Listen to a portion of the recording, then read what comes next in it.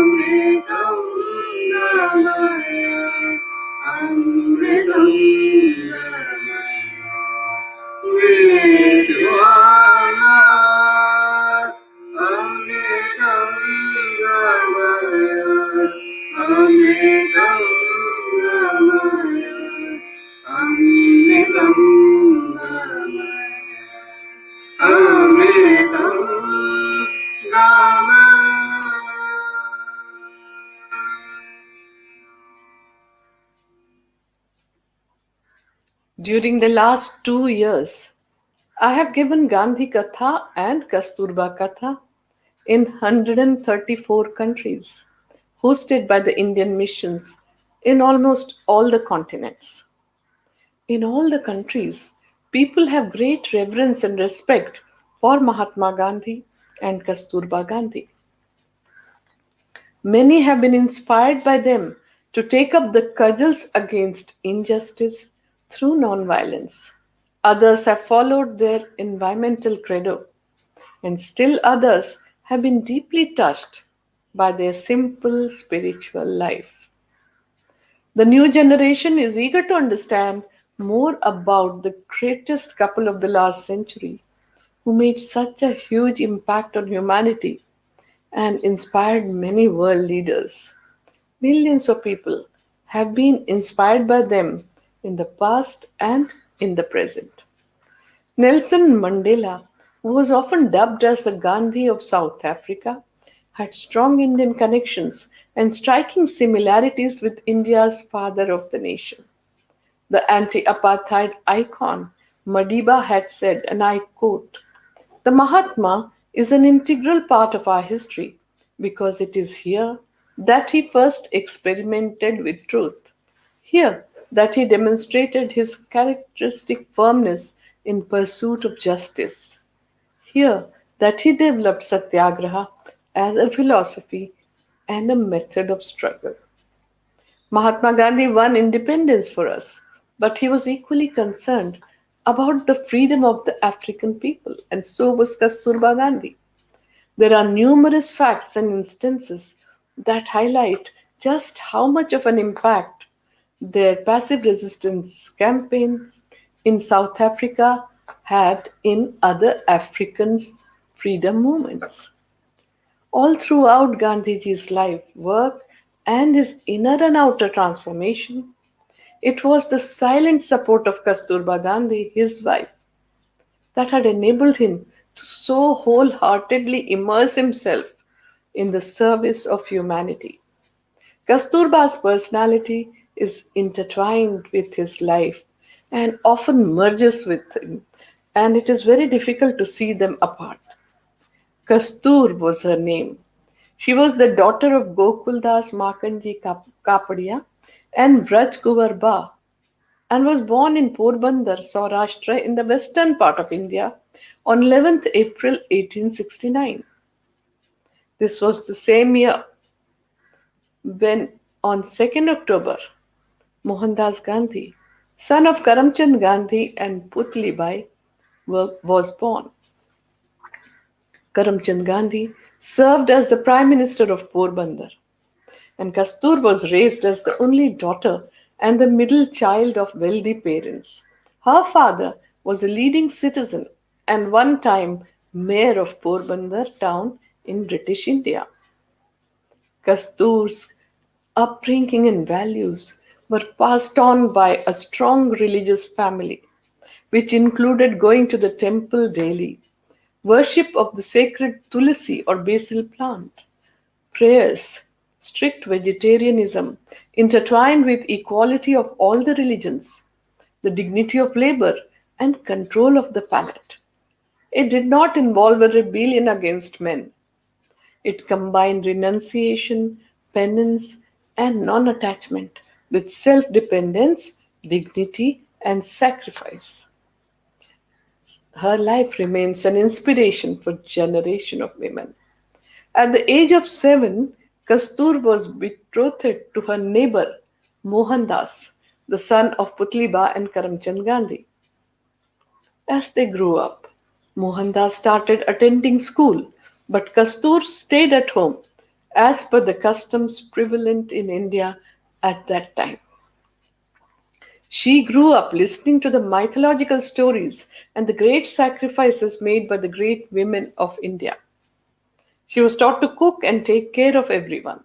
She loved singing devotional songs and was taught in the art of being a good wife, a mother, and a housekeeper from early on. The parents decided to knit the two families closer together by marrying their children. Kastur and Mohan were married at the age of 13 with great pomp and ceremonies. After marriage, Kastur came to be known as Kasturbai and spent the early married life in her father in law's home in Rajkot, where he was posted later. Kasturbai was a spirited girl, had a very good common sense, and was an excellent judge of people. She was courageous, hardworking, simple, God fearing, independent, persevering, and reticent. But after marriage, she resisted when her husband restricted her movements to meet her friends and to go wherever she wanted to without his permission. Kasturbai was a very independent girl. She had many friends and insisted on going out wherever she wanted to visit friends or go to the temple with her mother in law every day. But when she was spoken to like this by her husband, she just kept quiet, but still she left. She was never rude, discourteous, nor did she answer back. But probably she never ever listened to her husband's commands of not going anywhere without his permission. Many years later, Mahatma Gandhi wrote in his autobiography, and I quote, "My wife became my first guru, and I learned the first lesson of nonviolence from my wife through truth force and breaking the law courteously, Savinay Abhagya, which Gandhiji later on used in all his nonviolent civil disobedience movements." Kasturba had unlimited courage and tenacity. For years and months, she took care of their toddler while Mohandas Gandhi was away studying law in England. Later, with two children, she had to stay away for long periods from Gandhiji when he traveled to South Africa for work. She could not read or write, and so exchanging messages would have been a problem, so there was hardly any direct communication between them. Later on, as they grew up, Kasturba's sacrifice as a wife was commendable. She opened her house to the nation and the freedom struggle and supported her husband in his efforts. It would never have been easy on her. She fasted when he was in prison, gave up on things she liked, that is, good food, her religious beliefs, and even her jewelry. Though she was a dedicated wife, she was far from submissive. She could hold her own and did make herself heard, even if it was Gandhi at the receiving end. She was not only a loyal wife, but also an extremely loving mother and grandmother. In June 1896, Mahatma Gandhi left his law practice and went back to India from South Africa, and 6 months later, Kasturba Gandhi traveled to South Africa for the first time, venturing outside India with her husband and three children. Thus, Gandhi's fight for Indian rights had started in South Africa. Kasturba had to adapt to a different country, a different lifestyle in South Africa, and her traditional beliefs and principles were challenged on several occasions. Her arrival in South Africa was marked by a disturbing event. The ships Nadir and Kurland were placed in quarantine due to the outbreak of plague in Bombay in the British ruled India. However, there were more than health reasons behind the decision to put the ship in quarantine, which she learned later. The majority of white residents in Durban wanted the ships to go back to India with its passengers, fearing a high number of Indian populations coming to settle in South Africa. They also were very, very angry with Barrister Mohandas Gandhi. Finally, the Gandhis settled in their new home in Beach Grove Villa in Durban.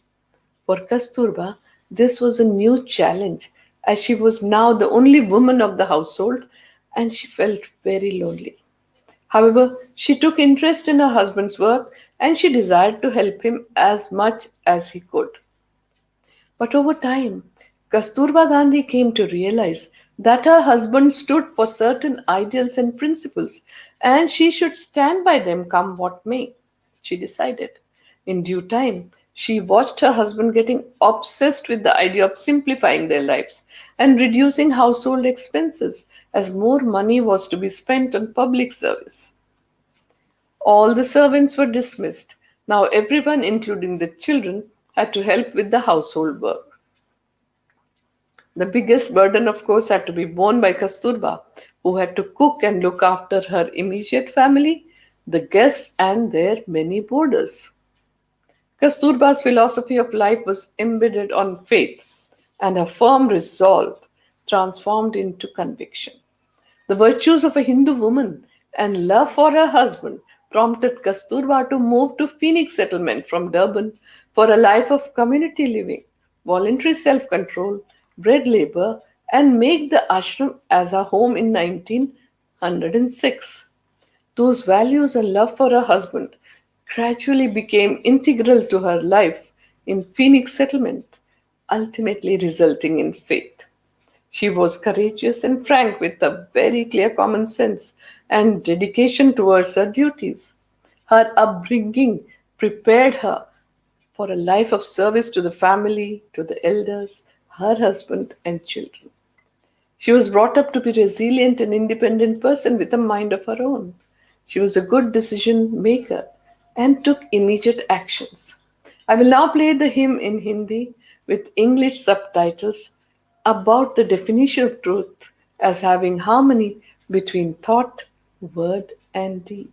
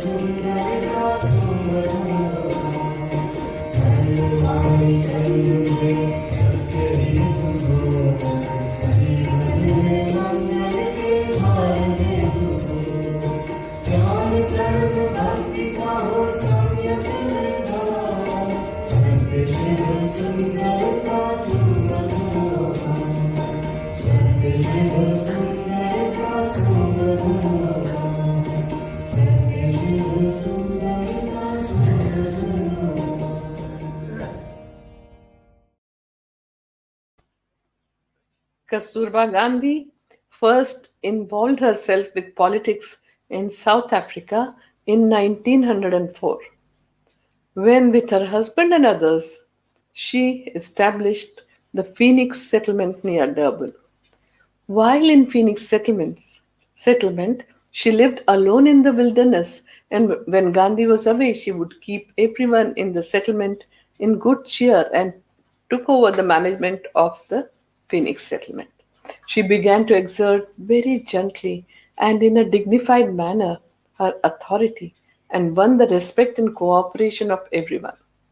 Though uneducated, she maintained the accounts accurately. She was extremely self disciplined and soon became everyone's mother or ba.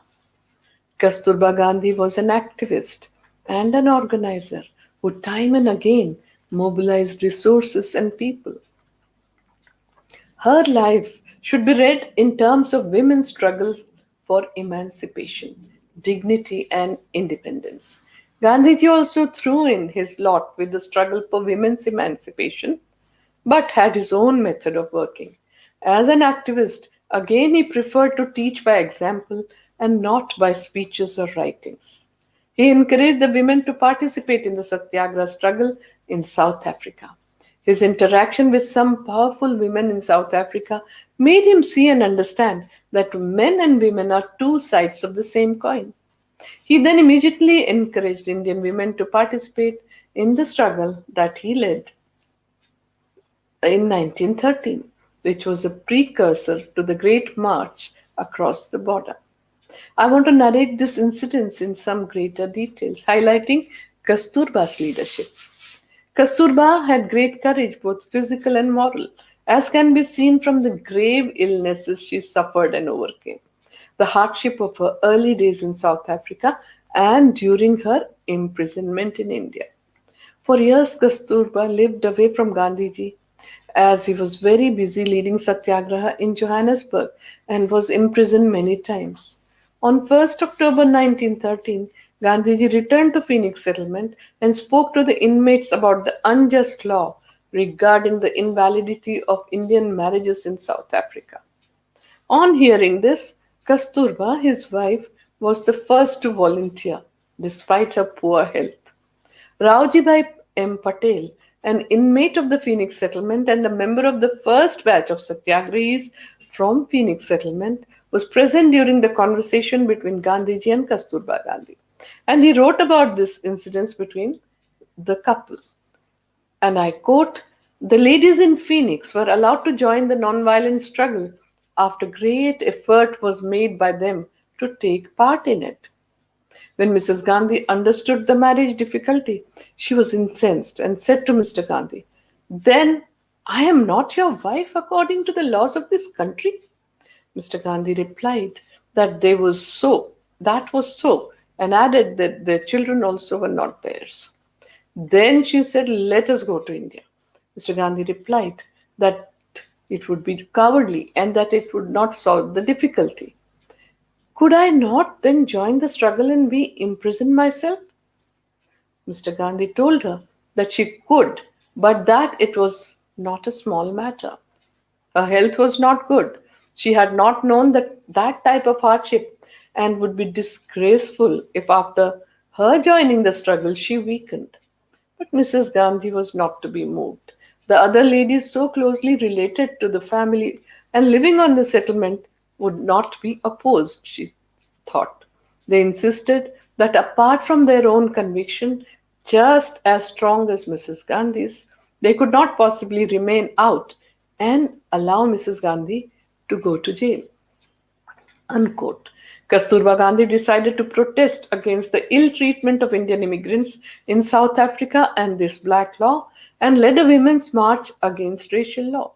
The first batch of Satyagrahis, 12 men and 4 women, went from Phoenix settlement to the Transvaal border on 15 September 1913.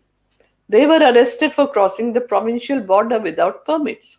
3 of the women, Mrs. Kasturba Gandhi, Mrs. Chaganlal Gandhi, and Mrs. Maganlal Gandhi, were from the Gandhi family, and the fourth, Miss Jaykumar Mehta, was the daughter of Gandhiji's best friend and benefactor, Dr. Pranjivan Mehta, who was a friend of Gandhiji's from his student days in London. The Satyagrahis were sentenced on 23rd September to 3 months with hard labor and taken to the jail in Maritzburg, where the Phoenix women were incarcerated. The brutal treatment of the striking railway workers around that same time and the harsh sentence on the women outraged public opinion in India. Sir Firoz Shah Mehta, the Lion of Bombay, who had not supported the Satyagraha until then, roared after the arrest of the women, thus that his blood boiled at the thought of these women lying in jail, herded with ordinary criminals, and India could not sleep over the matter any longer, he said. There were demands for an impartial investigation into the treatment of the striking workers and the Satyagrahis. Lord Hardinge, the Viceroy, in an unusual move, publicly expressed his sympathy with the Satyagrahis and conveyed to the South African and British government the strength of feeling in India. While in prison, Kasturba Gandhi led other women in prayer and encouraged educated women to teach the uneducated women how to read and write. Kasturba helped her fellow women in jail, saying, "Find the will and courage to survive the harsh prison routine." She motivated them to finish the heavy laundry work and endless sewing tasks assigned daily. She was the first Indian woman, nonviolent satyagrahi, who voluntarily faced a jail sentence in a foreign soil in South Africa in a fight for basic rights for Indian women. She willingly quoted the jail term in an alien land without knowing the language and keeping her vegetarian habit intact. Kasturba Gandhi, by her silent suffering, made a crucial contribution to to the success of the Satyagraha in South Africa, but this is little known. In the midst of these events, Kasturba and her party of Satyagrahis were released from prison on 22nd December. The Indian community had planned a huge procession in Durban to welcome them, but that had to be abandoned as Kasturba came out totally emaciated. Even her youngest son Devdas Gandhi could not recognize her. Describing the heroism of the women Satyagrahis, Gandhiji wrote in Satyagraha in South Africa, and I quote, "The women's bravery was beyond words. They were all kept in Maritzburg jail, where they were considered considerably harassed. Their food was of the worst quality, and they were given laundry work as their task. No food was permitted to be given to them from outside nearly till the end of their term.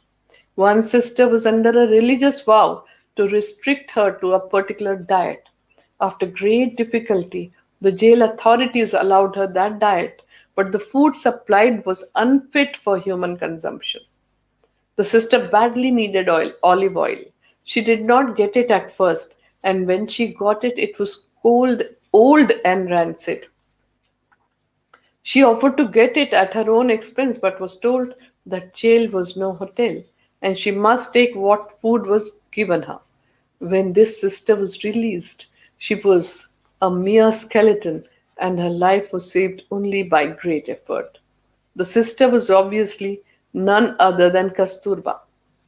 Gandhiji had to deal with the critical stage of the Satyagraha while nursing Kasturba Gandhi, who was hanging between life and death. Miss Molteno and Miss Green frequently visited the Gandhis at the home of Dr. A. H. Gould, where they stayed and inquired about her health. Kasturba, whose silent suffering persuaded Miss Hobhouse to intervene equally, deserves the gratitude of the people of India and Indians in South Africa in resolving the issue of this black law. During the Satyagraha struggle, which Gandhiji led in South Africa for 7 years, Kasturba Gandhi had to give up a great deal and make sacrifices while living an austere life. Once she understood and accepted her husband's principles of passive resistance or satyagraha, she championed it and embraced it wholeheartedly. Even though she could not on her own account accept any of her husband's peculiar new notions unless she was convinced he was right, she would always try to understand his way of thinking and wherever possible agree to his wishes. Because of Kasturba's sacrifice and cooperation, Gandhiji felt free as never before to answer public calls to action. Kasturba Gandhi's personality had a vastness of its own. She was a fighter both in life and in politics, along with Gandhiji. Kasturba had a mode of life. Her mode of life drew from the Indian traditions and combined with them the revolutionary thinking of her husband Mahatma Gandhi. During her entire life, she supported and played a great role in the transformation of Mohan to Mahatma Gandhi to let him realize the larger interest of the humankind. Though Kasturba, as a true Hindu wife, mostly lived under the shadow of Gandhiji, she had an independent mind and personality of her own, which she had displayed from the days of a very early age when she was married to Mohandas Gandhi. She tried to merge her personality with Gandhiji and stood by him in all his struggles. Yet she retained her independence both in terms of thinking and action. On critical moments, she engaged in daring acts on her own.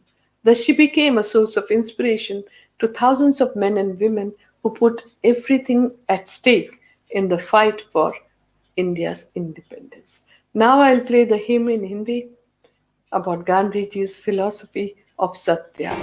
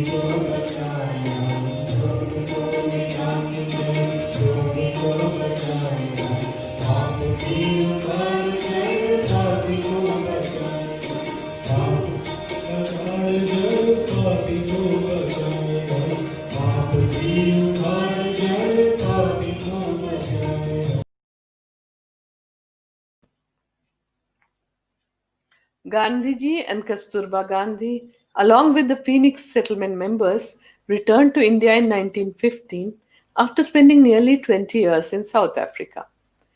In India in 1917, while Mahatma Gandhi was leading the Indigo farmers' civil disobedience movement, also known as Champaran Satyagraha, Kasturba Gandhi worked as a volunteer by working towards the social and economic amelioration of the villagers in Bihar. While they established primary schools in 6 villages in the district, Kasturba taught the inhabitants of the region rules on personal hygiene, cleanliness, and community sanitation. She took on a district wide campaign which required massive re education in health, hygiene, cleanliness, and sanitation. She began organizing groups of women and children to clean the whole village and taught them how to make brooms, which were used first to sweep houses, homes, and then the villages' courtyards and lanes. I want to narrate an incident that happened during the campaign. Gandhiji and Kasturba Gandhi visited a small village and they found some of the women folk dressed very dirtily. Kasturba was deputed to inquire of the women why they did not wash their clothes. The women told her that this cloth she was wearing, she met one woman who was peeping out of the hut, who told her that this cloth she wore was the only one in her possession. Tell Mahatma Ji to get me another sari, she said, and I shall then promise to bathe and put on clean clothes every day. During the next few days at noon, Kasturba collected the women and the young children and led them to the river to bathe and turned the process of bathing and washing clothes into a game, enabling the women and children to clean themselves and their garments in batches, with the clothes drying very soon in the warm midday sun. And they were all clean and tidy with skin glowing and hair glistening in the sun. They were laughing and chattering, looking so very happy. Thus, Kasturba, in her own way, taught the importance of cleanliness and sanitation to the rural masses in India. Many times, Kasturba represented Mahatma Gandhi in the conferences and the movement since Mahatma Gandhi was imprisoned.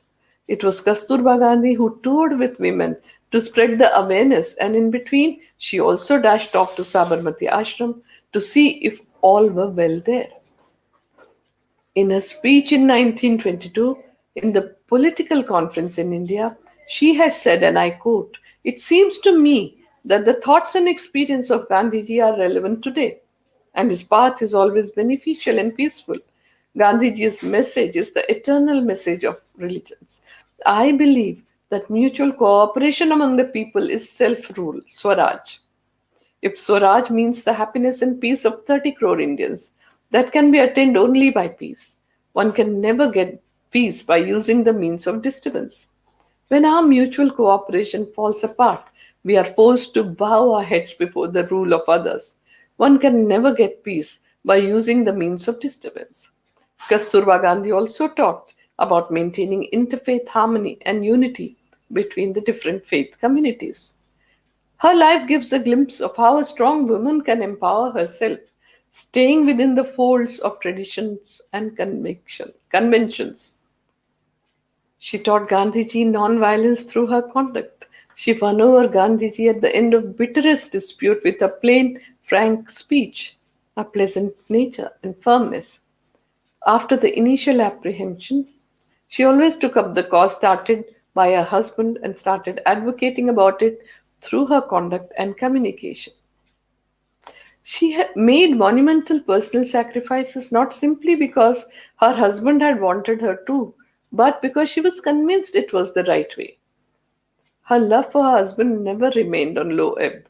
She was firm in her belief that her husband's quest was for truth through nonviolence and purity of means to establish justice and dignity. I want to narrate an incident of Kasturba's forthright views and the interaction with the then Viceroy Lord Wellington's wife, Lady Wellington, the viceroy in the summer resort in Shimla in 1930. Kasturba Gandhi had accompanied Mahatma Gandhi and was invited by Lady Wellington for a meeting as an honored guest of the viceroy. She said to Kasturba, "Could you give me handspun cloth, khadi, that Mr. Gandhi propagates to make this country self reliant?" Kasturba said, "I will be very happy to do so." Lady Wellington said, "I will like to use it to connect to the people of India. Could you send me some purple khadi?" Kasturba Gandhi said, "Certainly, I will send you a lot of purple khadi. But I have a question. How will you come closer to the people of India through handspun khadi?" And she then offered her advice. "Only if you descend from the mountains to the plains where people live in large numbers will you get to know them better." The viceroy and the people around them were silent with such frank views coming from Kasturba Gandhi. On an earlier occasion during a speech in November 1931, she told people that our sisters are getting employment from khadi work. Therefore, all women should wear khadi, right from the queen to schoolgirls. Everyone should wear khadi. All her life, Kasturba Gandhi promoted khadi as the means of self reliance and self rule for the millions of Indians. She used to spin every day for 2 hours. She traveled all across India and propagated the need for the handspun cloth khadi to participate and achieve independence. She also said, and I quote, "When true and real power will be in the hands of people, many of our entanglements will disappear on their own. If we are strong, then the people around us also will become powerful by themselves." During the Salt March in 1930, Kasturba Gandhi sent off the marchers, telling women who were feeling sad. She said, "We are warriors' wives. We must give the men courage. If we are brave, they will be brave. So we should be very strong from inside and outside also." Later, as the Salt March progressed, Kasturba Gandhi looked like a soldier engaged in the non-violent fight, went from town to town and village to village by bullock cart and on foot, visiting workers, meeting women, and mobilized them to participate in the salt satyagraha by picketing liquor shops. She told them to take up spinning and wear only khadi to become self reliant. She did not understand much of politics, but her faith in her husband and the cause he was fighting was implicit in her courageous actions. This was the time of Salt Satyagraha when her husband and 3 sons were in jail. Her bond with the women of South Africa was reflected when the women in South Africa sent money in the name of Kasturba after learning the success of the women's movement. Kasturba wrote a letter to thank all those women who had been part of the nonviolent campaign in South Africa along with her and advised them to refrain from using foreign goods. She said, "Your behavior and lifestyle will always reflect Indian tradition and culture." Wherever she got a chance, Kasturba was always seen to propagate for keeping up the Indian tradition and culture alive. Now I will play the Gandhi Katha Dhun, Kasturba Katha Dhun, about Kasturba's support to Gandhiji in his quest for truth, non-violence, and purity of means. Lagire Lagan.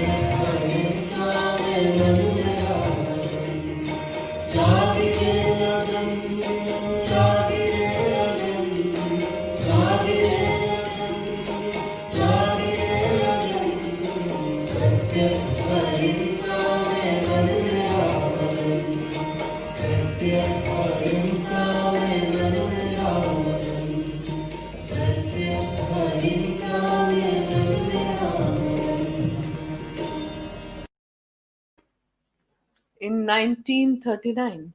Kasturba took part in nonviolent protest against the British rule in Rajkot in Gujarat after the women in the city specifically asked her to advocate for them. Kasturba was arrested and kept in solitary confinement for a month. Her health worsened, but she continued to fight for independence. In 1942, she was arrested again, along with Gandhiji and other freedom fighters, for participating in the Quit India movement. She was imprisoned in the Aga Khan Palace in Pune. She was the true nonviolent fighter who always confronted her destiny dauntlessly.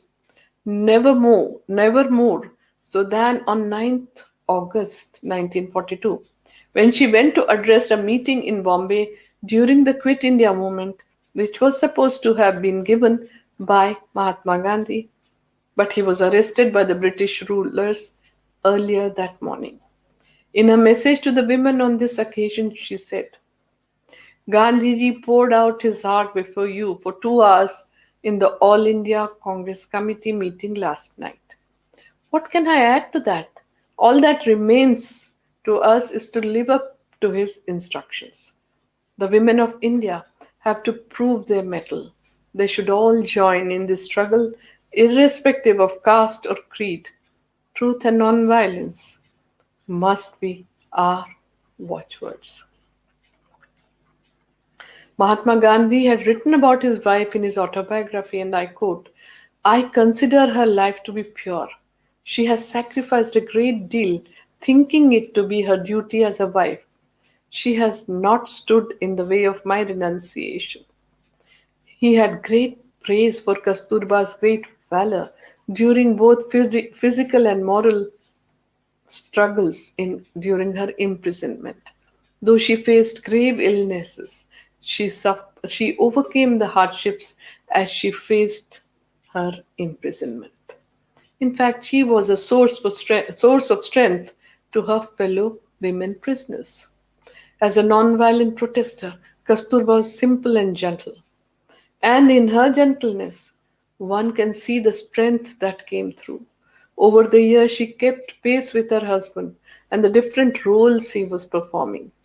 She supported him in his quest for social, economic, and political equality in India and before that in South Africa. Mahatma Gandhi had undertaken 17 fasts for social cause, some of which lasted for 21 days, often putting his life in danger. During such grave circumstances also, Kasturba Gandhi took hold of people around him and stayed calm and balanced as always. She expressed no anxiety or sorrow and immediately assumed responsibility of his daily routine. Kasturba was not a follower of Gandhiji. She was his companion who observed the same duties. She has earned a place in history because of her sacrifice and strength of conviction, not only because she was the wife of Mahatma Gandhi, but it was mainly for her fight for basic human rights for Indians in South Africa and in the Indian freedom movement. If Mahatma Gandhi broke stereotypes and was a crusader, Kasturba Gandhi broke the shell of superstitions and inhibitions to become a warrior. If Gandhiji was an inspiration to millions, Kasturba was an inspiration to him and a role model for countless struggles that they faced together. If Gandhiji adopted the world as his family, it was Kasturba who managed the ashrams and cared for everyone's needs. Gandhiji in later years would say that he had learned the true meaning of satyagraha from Kasturba. She made many personal sacrifices with a strong strength of commitment in what was right. She observed her wifely duties with complete dedication and composure. She took over the management of all the ashrams and offered everything that she had. So from 1996 onwards, as they went on to live a life of voluntary poverty, simplicity, bread labor, minimalistic living, and through community life. And as they established 4 ashrams, Kasturba became Ba or mother for the entire ashram. Ashram life had a mingling of political and spiritual aims. It was a training ground for preparing ordinary people as greatest seekers and non-violent fighters or satyagrahis, for as lifelong workers engaged in constructive programs for nation building. The life of the ashram was of strict routine from 4 a.m. to 9 p.m. Ashram life was a life of voluntary self control through Ekadasha Vrata or 11 vows, punctuality, discipline, promptness, minimalistic living, living in harmony with nature, following the environmental credo of minimum use of resources, recycling, reusing, reducing, and refusing, growing simple vegetarian food through their own labor. It was a life of caring and sharing, being ever vigilant to the needs of others, and managing the ashram arrangements with meager finances was Kasturba's duty. She participated in the daily morning and evening prayers, daily practice of cleanliness and sanitation, spinning, agriculture, bread labor, constructive programs, and using every minute of time in the service of humanity. She was the guiding spirit of the ashrams. There was no personal life for Kasturba, just like Gandhiji, and she dedicated her ashram life in the service of others. She accommodated everybody in her hut and maintained it in a nice manner. Her doctor and younger associate, Dr. Sushila Nair, recollects her days with Kasturba in the ashram. She took charge of young women like me when they came to the ashram and saw to it that all their needs were met. When I joined Sevagram Ashram, I saw how she managed to keep her own belongings tidily and those of her little grandsons and several girls like myself in one small hut or room without overcrowding. Her life was one replete with love, dedication, and also renunciation. Whatever she had, she always shared with others. Her husband Mahatma Gandhi had said that Ba never complained even once about it. I am happy to inform you that I was born in Sevagram Ashram, and perhaps you're seeing the Ba Kuti behind me. My father was inspired by Gandhiji from his young age and participated in the freedom struggle. My parents lived in Sevagram Ashram. For the next 5 decades after Gandhiji passed on in 1948, my parents and all of us have followed the path shown by Mahatma Gandhi and have taken up Gandhi Karya. Kasturba Gandhi's role and contribution during all the public health emergencies in South Africa and in India, along with her husband, is very few people know about it. She looked after patients selflessly as frontline health workers along with her husband Gandhiji, and this fact is to be not known by people. She actively worked with him to eradicate the bubonic plague and other deadly diseases in South Africa and during the Spanish influenza pandemic of 1918 in India. So I just want to narrate one small story that in 1906, during the pneumonic or bubonic plague outbreak in the Kuli or ghetto location, where the Indian indentured labor used to live in very squalid and unhygienic condition in Johannesburg, both Gandhiji and Kasturba Gandhi rushed there for helping and isolating the patients without caring for their personal safety.